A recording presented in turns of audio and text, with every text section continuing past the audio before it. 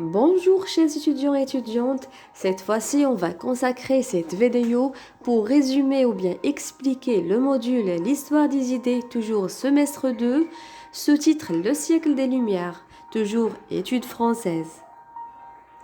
Qu'est-ce que c'est que le mouvement littéraire des Lumières?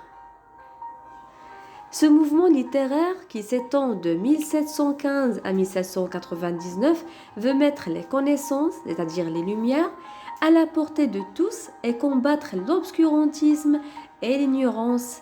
Il revendique la tolérance et met la foi dans le progrès et non plus en Dieu. Les philosophes et écrivains des Lumières veulent aussi démontrer que la recherche du bonheur doit être le but de la vie humaine. Ils aident leurs contemporains à développer leur sens critique, à penser par eux-mêmes et à s'affranchir de toutes leurs superstitions. Ils luttent également contre l'intolérance religieuse. Ces idées seront reprises lors de la rédaction des cahiers de doléances juste avant la Révolution française. Quels sont les moyens de diffusion des idées des Lumières? Les idées des philosophes des Lumières sont diffusées dans les salons, les livres, malgré la censure, et par certains souverains européens que l'on nomme despotes éclairés.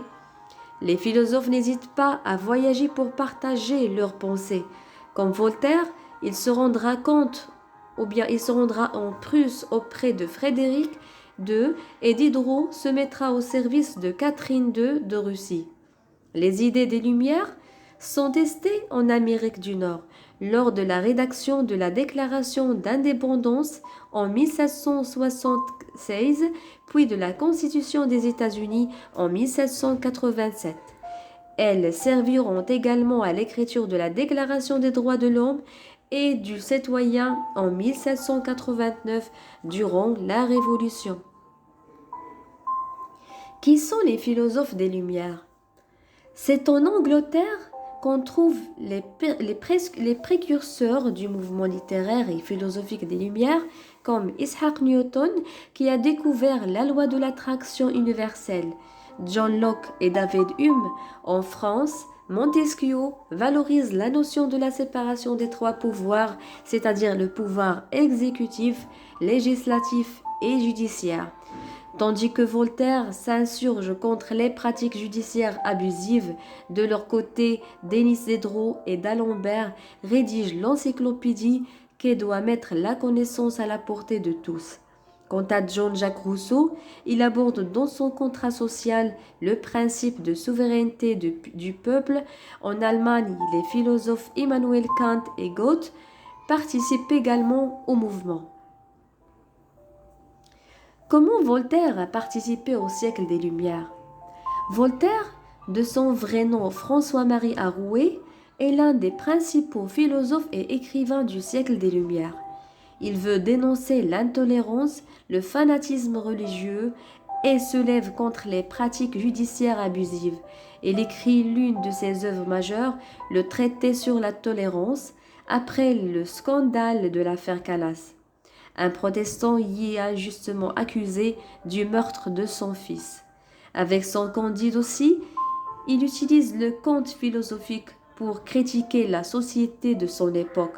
Voltaire est emprisonné à plusieurs reprises à la Bastille à cause de ses écrits, après une dispute avec le chevalier de Rouen et après avoir ouvertement critiqué le régent. La plupart de ses publications sont d'ailleurs censurées. Comment l'esclavage est perçu par les philosophes des Lumières? L'abolition de l'esclavage fait partie des principales revendications des philosophes des Lumières. Ils proclament en effet l'égalité entre tous les hommes et veulent supprimer les oppressions. Dans le contrat social, Rousseau déclare que l'esclavage et le droit sont deux mots contradictoires. Quant à Voltaire, il dénonce la façon dont sont traités les esclaves dans le chapitre intitulé Le nègre de Suriname et de son œuvre Candide ou l'optimisme. De son côté, Diderot dénonce l'esclavage dans le livre de l'histoire des deux Indes. Pourquoi les Lumières remettent-elles en cause la religion? Le siècle des Lumières remet en cause toutes les connaissances religieuses de l'époque. Les philosophes critiquent les religions car les croyances sont basées non pas sur la raison, mais sur du surnaturel. La religion catholique est tout particulièrement visée et Voltaire dénonce l'intolérance qui peut conduire à la mort de ceux qui ne sont pas catholiques. L'affaire Calas par exemple. La plupart des philosophes pensent que Dieu existe bien. Voltaire dit que c'est le grand horloger de l'univers. En revanche, il refuse toute forme de culte.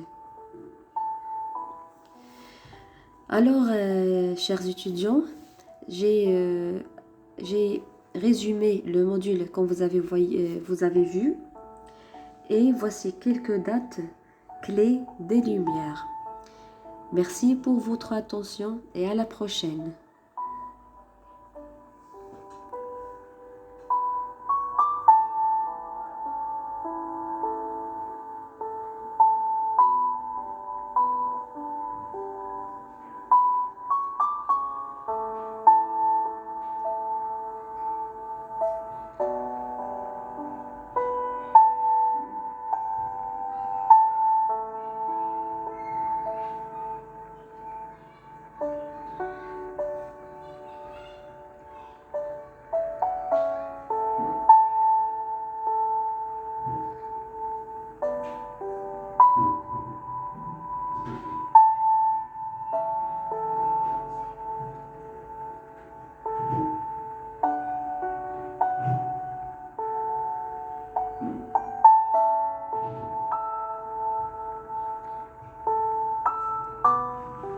Merci.